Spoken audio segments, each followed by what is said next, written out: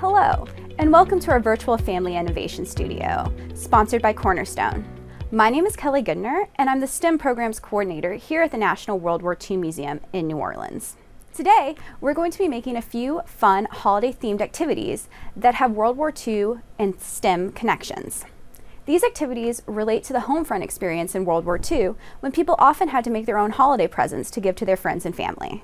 So the first craft we're going to be doing today is we're going to be making our own holiday circuit cards with a light-up LED.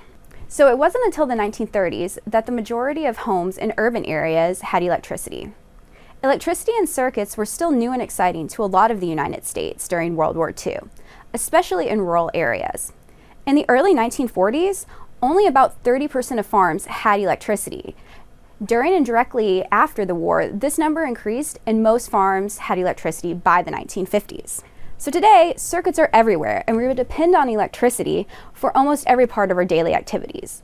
In stores, you can find holiday cards that light up when you open them, but today we're going to be making our own. So here's an example of the card we're going to be making, and as you can see, it's got a light up LED. For this activity, you're going to need a holiday card template, 2 strips of copper tape, an LED, which stands for a light emitting diode, a button battery, clear tape, and a pair of scissors. To start, we're going to carefully punch out the little black circle on our holiday cards. You can definitely ask your parents for help with this. All right, so now we're going to make sure our card is folded in half. And if you want, you can write a note to your friends or family, anybody, decorate the card for whoever you want to give it to. But just make sure you don't cover the part with the little diagram on it, on the inside front cover. So now we're going to take our LED and the 2 wires coming from the little plastic part, the little diode, one of them is positive and one of them is negative. The longer side is the positive side. So we're going to keep that in mind as we work with our batteries. So now we're going to stick our diode through the paper so that it pops out on the front. And the wires should be sticking out of the back. So we're going to bend them carefully so that the positive wire is on the positive arrow and the negative is facing towards the negative side. Now we're going to take one of our pieces of copper tape and we're going to line it up with this line going down from the negative wire to our little circle that represents where we're going to stick our button battery. So carefully make sure that you're touching the copper tape to the wire and pushing it down all the way so it touches the battery section, just like this. So this is going to help us make a closed circuit so that the battery can power our LED. So now we're going to take our button battery and you're going to look on it, and on one side it should have a plus, and that means it's the positive side. So we're going to need that to be on top. So we're going to place our button battery so that the negative side without the plus sign, or where it has a negative sign, is down on our paper. And we're going to take our second strip of copper tape and we're going to place it on top of our wire and also on top of our battery so that it's touching the positive side of the battery.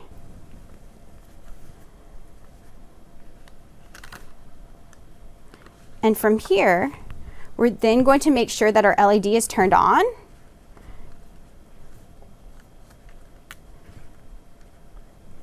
There we go. And then we're going to secure the copper tape and the battery with a piece of clear tape. That was our holiday circuit cards. So you can give those to your friends or family or keep them for yourself because they are pretty cool. All right, let's get started on our next activity. For this one, we are going to be writing our initials in binary code. So binary code is a 2-symbol system that represents letters, computer processing instructions, or any other data. The 2 symbols used most often are 0 and 1. So binary code assigns a pattern to the binary digits called bits.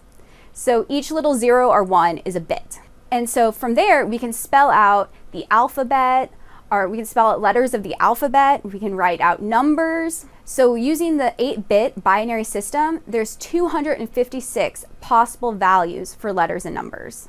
In World War II, the German military had an impressive message coding machine called the Enigma. British code breaker Alan Turing built an impressive machine called a bomb that was based off a Polish design. These machines used binary code to help unscramble and intercept Enigma messages from the German military. For this activity, we're going to be writing our initials in binary code, similar to what was used on the bomb machine, and we're going to be making them in the shape of candy canes. So let's get started. You are going to need one of our PDFs of the binary code, and it also includes the instructions. We're going to need 2 pieces of pipe cleaner, as well as our pony beads, which are going to represent our bits on our candy canes. So for the white on our binary code sheet, you can use the white beads, and for the black bits, you can use our red pony beads. So now I'm going to choose which 2 letters I want to spell out for my candy cane. The first letter I'm going to choose is K for my first name, and then I'm going to also do G for my last name. So here I have my first initial K spelled out with my pony beads, and my second initial G spelled out in pony beads as well. So now I'm going to take my pipe cleaner and take one of the ends and fold it so that the beads will stay on. I'm now going to string the beads in order, make sure I'm keeping them in order, onto my pipe cleaner.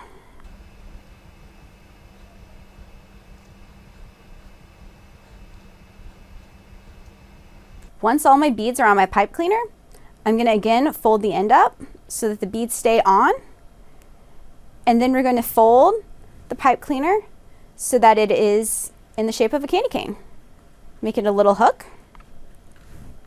So each kit comes with enough supplies to make 4 letters out of binary code on 2 separate pipe cleaners, so you can make 2 candy canes with binary code letters. So Colossus was an early computer used by Alan Turing at Bletchley Park to decode Enigma messages. As you can see, it looks a lot different from the computers that we have today.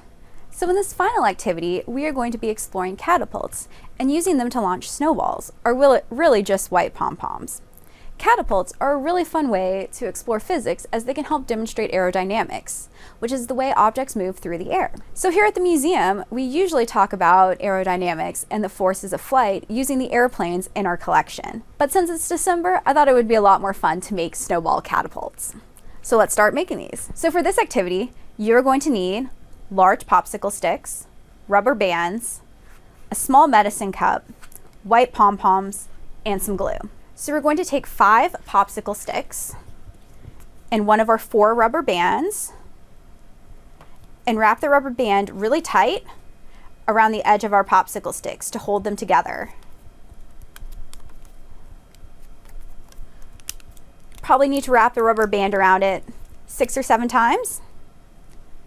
And then we're going to repeat that process on the other side so that we have a nice stack of popsicle sticks. Now that we have our stack of popsicle sticks, we're going to take our other 2 popsicle sticks and do the same thing of wrapping the rubber band around one edge.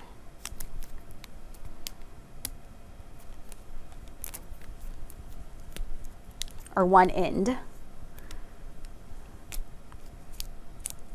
So now we're going to take our stack of 2 popsicle sticks and open them up like a V and stick our stack of 5 popsicle sticks in between. We're going to push it down as far as we can go. It'll get pretty, it will only go so far. But now we're going to take our final rubber band and wrap it all around to hold everything in place.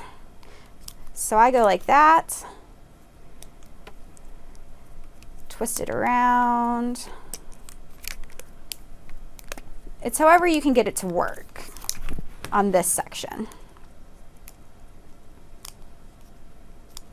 All right, so now we have our popsicle sticks, and as you can see, you can kind of start seeing how this turns into a catapult. So finally, we're going to take our little medicine cup and use a bit of glue to glue it onto the end of our popsicle stick. So that way we have a basket for our snowballs, our pom-poms. So just use a tiny bit of glue and hold it in place for a few seconds while it dries or till it gets sticky. And here is our catapult. So I have one that's pre-made and the glue is all dried. So let's see how it works. So I'm going to stick one of my snowballs or my pom-poms in the basket.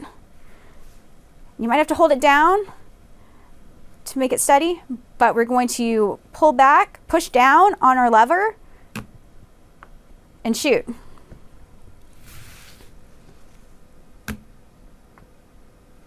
So now you can play around with your pom-pom catapults, or snowball catapults, to see the different ways that you can make the pom-poms go flying. How far can you get them to go? How high can you get them to go? So this activity is really demonstrating aerodynamics and the 4 forces of flight, which helps an object like our pom-pom or an airplane move through the air. So the 4 forces are lift, the force that's pushing up on an object, gravity, the force that's pulling an object down, thrust, the force that's pushing an object forward, and finally drag, the force that pushes an object backwards, caused by air resistance.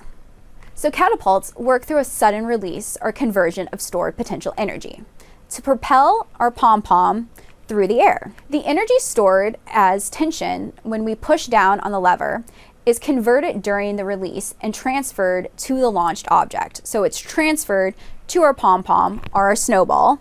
This energy creates enough lift to get an object into the air, and the force and the angle of the release provides the thrust that helps it move forward and cover a long distance. So now, have fun exploring the forces of flight with your snowball catapult. So thank you again for joining us for our virtual Family Innovation Studio sponsored by Cornerstone. Have fun with these activities.